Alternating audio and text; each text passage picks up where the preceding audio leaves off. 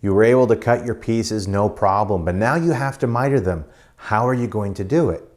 Well, with the Rubi TC125, mitering is a breeze, but you just need to know how to do it properly. So with our video today, part 2 of our review of the Rubi TC125, we're going to show you every trick we can as we problem solve this machine from a rough cut to a perfect cut. So stay tuned.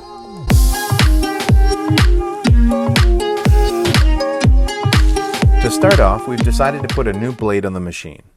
Open the black guard that opens to the left and raise the clear protective housing. Make sure that the cutting depth is raised all the way up for maximum access. Using the wrench provided by Rubi, lock the blade nut down and then use a 10mm wrench to twist the tightening bolt to the right. Remember, this is opposite what you normally would think. Right is loose, left is tight. Switch out the blade, making sure you follow the proper pattern flow of the blade's diamonds. Reattach the bolt and fitting nut, tightening until firm. Do not over-tighten. Keep in mind, if using water on a regular basis, that the small bolt that locks your blade into place, that it may rust over time. So I recommend that you grab some WD-40 and every few times lubricate that section up. Maybe clean off the bolt a little bit. It is not uncommon for that bolt to seize up and sometimes snap off. So good care and maintenance should extend the life of your machine, which is obviously good since that's money you don't have to pay for a replacement. You should already have your fabrication table positioned, the surface flat to within tolerance, and in an area that can get wet or dirty. To switch from straight cuts to miters, position your saw on the track or other stable surface. Loosen the lever located on the front of the housing where it says 90, and twist the motor housing to the left to angle the body. Tighten the lever back down. You can set the machine at other angles as desired, up to 45 degrees. You will notice at the front of the mounting plate that there is a V-notch with 45 degrees engraved. This gives you a good idea of where the blade will be cutting as you position it. One thing that's advantageous that I will highly recommend you do is to always do a test cut. Although the machine plate does have that V-notch showing where the 45-degree cut is going to be, if you know with certainty where your blade is going to end up, you can measure from the guide to that cut point, and in turn you can plan on maybe a 1/16 of an inch to be 8 while doing your miters. This allows the blade to travel straight through the material and not get pushed outside, leaving you with what I call fat and excess on the miter that you then need to clean up.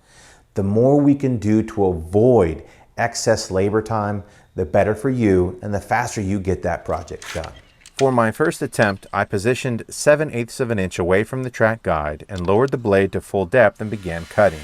Within just a few inches, I realized there was a problem. You can definitely see where the blade decided to venture in on the piece.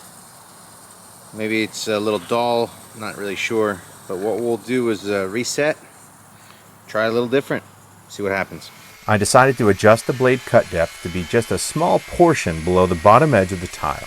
This cut down on the amount of resistance and the amount of wear on the blade itself. It traversed much quicker and easier through the material. One key thing to think about is you're setting your depth for your miter.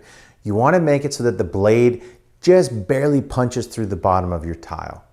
This makes it so that instead of 2 points and in and out hitting the tile, it's one central point that's the only thing passing through the tile slab.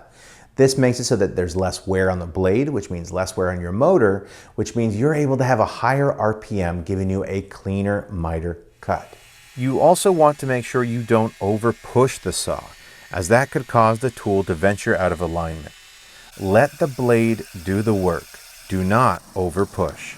Slightly better. I think by changing the cutting depth and also the speed, it came out better, but it's not great. So we're going to play around with this a few more times, see if we can get a nice clean singular line, because I can tell where the garden hose caught, right about here, the machine bumped. So we'll see if we can't clean this up. At this point, I decided to switch the blade from Rubi's Arrowhead to another that I've had success with in the past. I set up the machine just the same and ran it for a full cut. The feel of the machine in the final cut was remarkably improved. It was sharp and crisp, very minimal chipping. I could slice paper with the cut if I so chose. That is a sharp miter. The machine went very quickly across the few feet I was mitering. So this wonky miter edge is what we started with on our first go. This is what we ended with. I'm going to give you a big secret that I really want you to take away while watching this video. When you're using a circular miter saw like the TC125, you need to account for 1/16 of an inch loss. Why? Well, if you go ahead and plan for that 1/16 of an inch to be cut by your blade and you add it to your offset measurement from the guide track, this makes it so that your blade has even pressure on the left and the right. If you were only to have pressure on one side of the blade, perhaps you wanted to cut it right at the edge of your tile, then you would potentially get that blade to get pushed to the outside, leaving you fat at an angle that isn't 45 degrees. This was something that I learned years ago that really helped propel both the consumption of the blade as well as the quality of my cuts. If you are calibrated correctly, you will find small shards of tile gathering below your workstation. I call these shark teeth, and they are a sign of a good miter cut. As a reminder, make sure to always wash down and clean your work area after use. Porcelain dust will leave a film that is very hard to clean after the fact.